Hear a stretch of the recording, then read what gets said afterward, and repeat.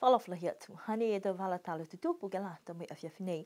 Whakamua, koe awhia hawhalaile ne taha e pele o awhine kua oka i he taha akau ke matakawi ko huwalu.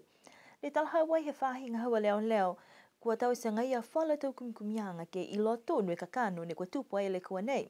Koe le kua nei, lau ia ni taha e pele o awhi, wai taha ni e tangati loto. Koe ia ne kua whakaholua e pele o awhi koe matakai nanga pāpālangi, ne mungfu maange tau mui.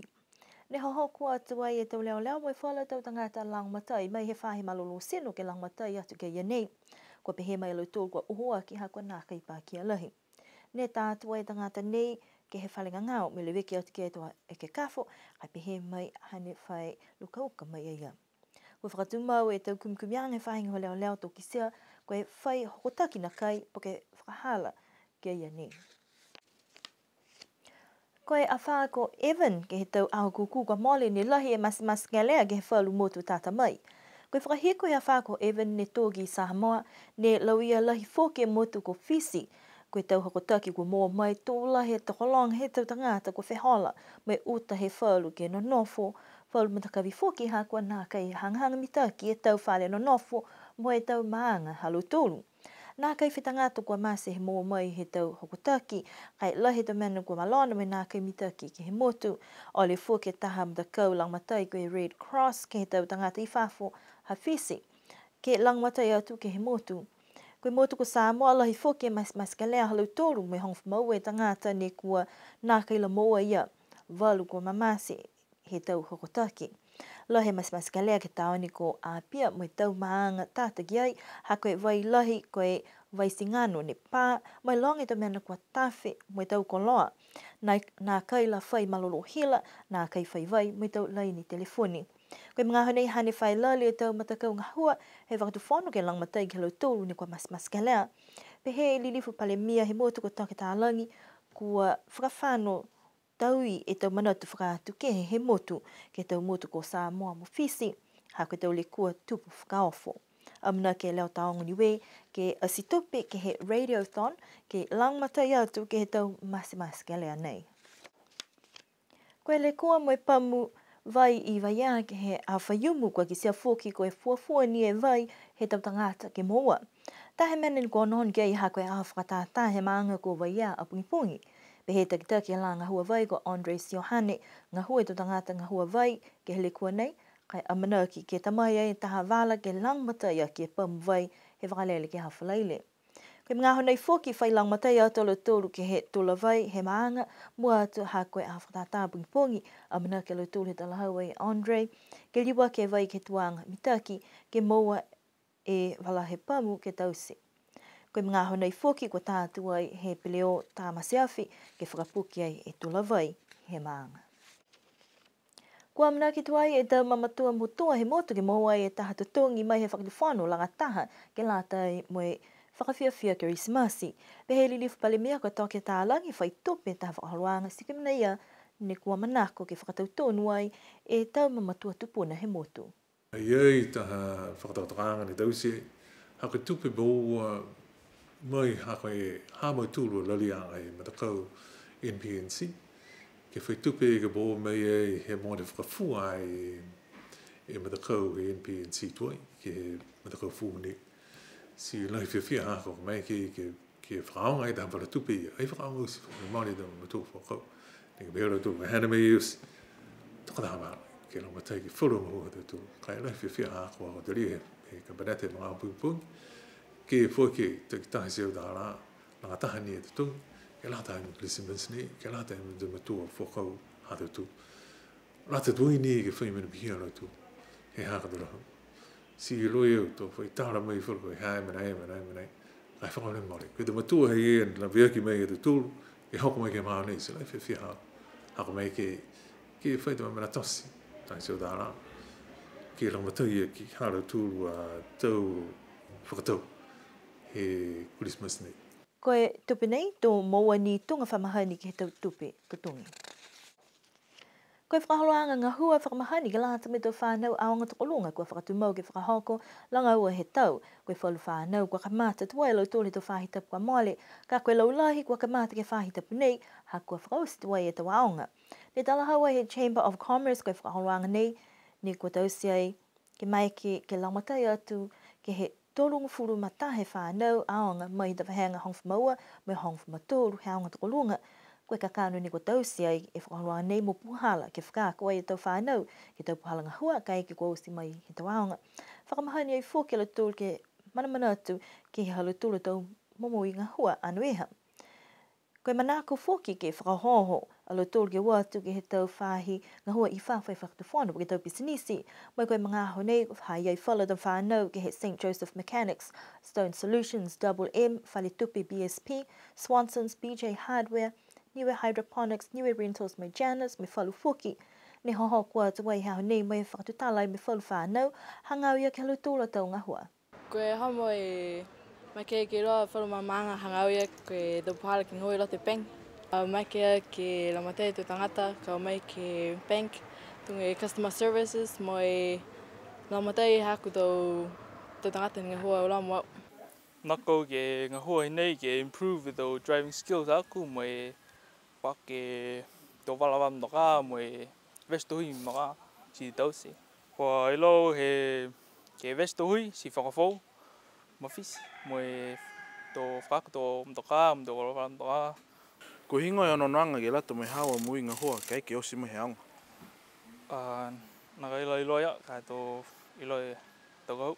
Manako eo ke whana ke whako ke engineer he tau koroa tō masini e whanangangau, mo e hamo whaki ni e ngaho e nei ke mo e tama bonus ka ke lata mo e Christmas.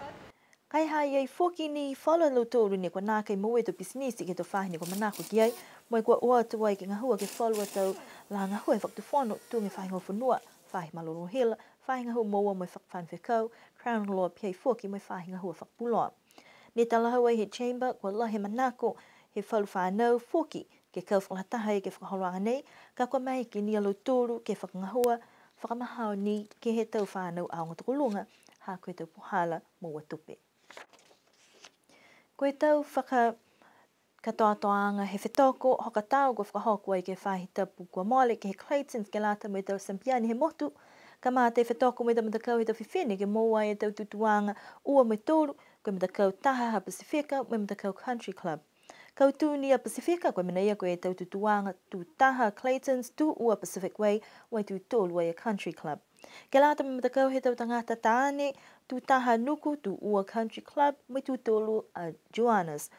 Hoko ke alo tōlu tau Sampiani tau ki toko taha, la he furuale kiski ai ke he tau matakau halo tōlu, kau tū ai a Sonia Tawhatu mai Joanna's, tū ua ai a Palahe Moka Kalauni mai Pacific Way ua, mai tū tōlu ai a Judy Selmanu mai he Country Club. Koe tau mamatua tāne lahi fōke malolo he tau mamatua tāne, tū tahai a Paul Pasisi mai he Joanna's, tū ua ai Pasifika Mautama mai Whiniani tōlu, mai tū tōlu ai a Stan Tawhatu mai Joanna's fōke. A mana ki mawhale tau matutakianga ke he wheua hokatau ke he tau ua whehongwha matōlu.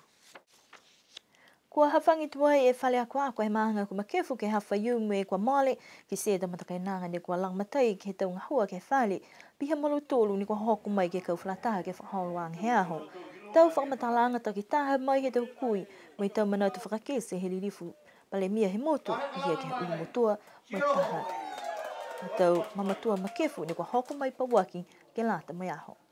Lahi e fia ke whakakise e fia he atua. Kia tau tolu osi. Pihia ai e tau mena he atua.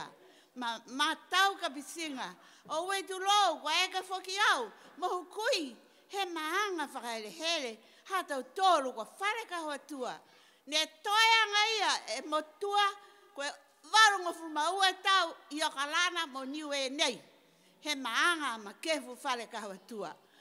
Na kaila whai tupi e whakatawhono ki he mga aho nei. No ka fua ki la kamatai ki ngahua nei he maanga ma kefu.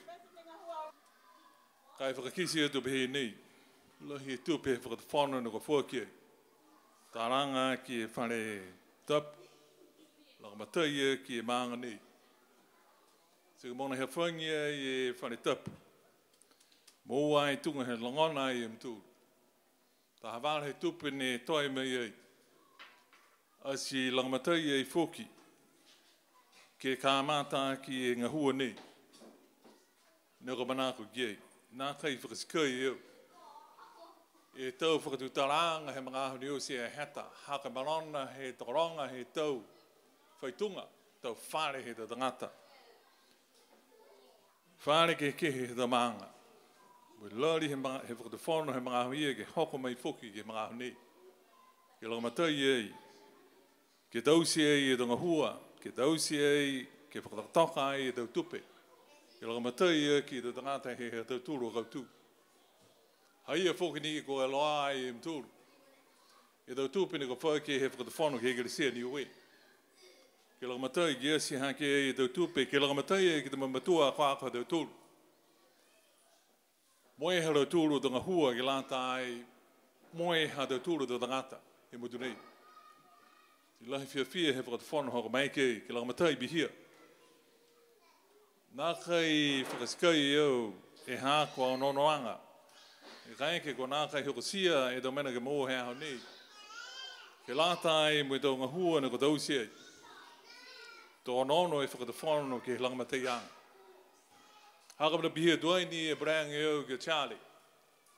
He mōne whinange e ia ke ore ke au. Ue mena ne tāra au giei. Whakamana moari a kaima Charlie. Whakatoro maki lai manatu hao me manako hao ke tae wharakwaka. Koe ka kano hako ki sia tokoronga ngā ia e tau whare a kwa ako me tau whare he tau maanga ke he tau Egeresia. Ne manako i whoki ke tāranga ki ei. Si onono whoki au he mongoni usi ei e tā he wharetapu he maanga nei kuma kefu. Lore e mana tuanga he wharu tangata. Koe ka kano koe nā kai ki tunga hua muka nei ni kua manaki e tau tōru ki tau sikiei. Le lifu e matua pere mea. Ringa manatou ringa ngalanga tōru ha tau a whakawhelau. Ke mahani he whailo aki. Haka minai ma maua koe mou. He o atu he aonga he waha ha tau tōru. Si whinatou ki a koe taha ono ia. Me whinatou fuki au ki a koe. Koe takitaki he kautu. Riu mai whakahiko si whakailoa o ka wahanga si a kono e tala ia hangau kua na kai kautu e ole. Si longo tū ki e wahanga si a kono he momoko mo e whakatu ke. Ha koe wharanaki ia ha mauturu. Koe hingoa ni e mena tose e whakatu ke lango matai mai. Whakau e lahi ke hau a tauwanga hau mai. Kai iloa au ke loto hako koe tau mena ke he tuai nei. Koe tuaina i e whirianga he takitaki he kautu. Kai manatu fuki au ke he loto, koe mena loa e puhara.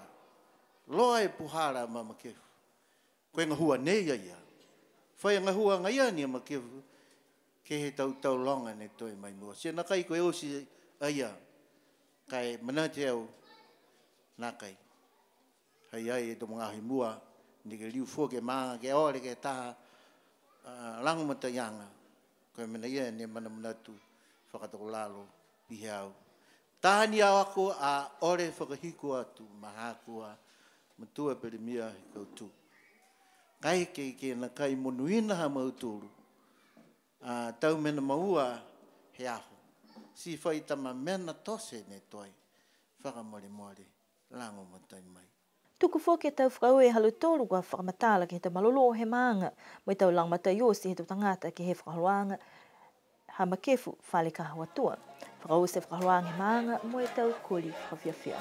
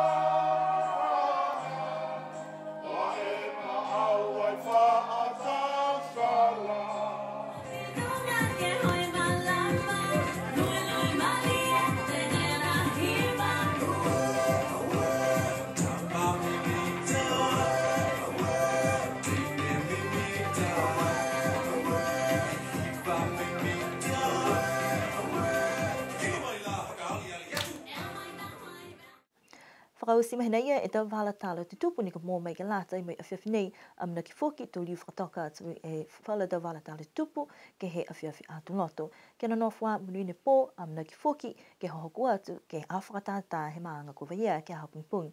Ke no whā, mai munuina.